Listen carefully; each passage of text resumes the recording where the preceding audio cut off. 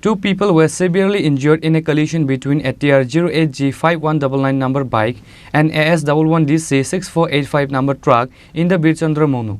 Both the injured were taken to hospital by the fire service.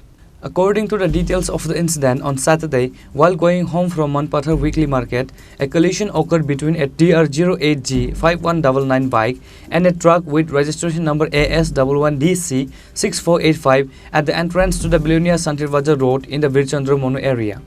As a result, two people on the bike fell onto the national highway and were seriously injured. It is known that the accident occurred due to the speed of the bike.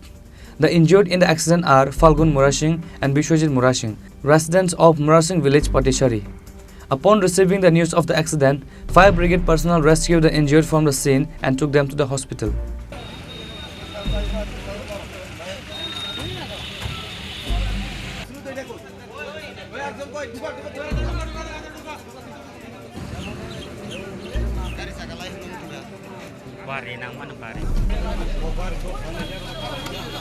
One of the injured youth broke his leg during the accident. The police of Manpathar Outpost Police rushed to the news on receiving the information and seized both the bike and truck. Bureau Report, Chini, Khorang.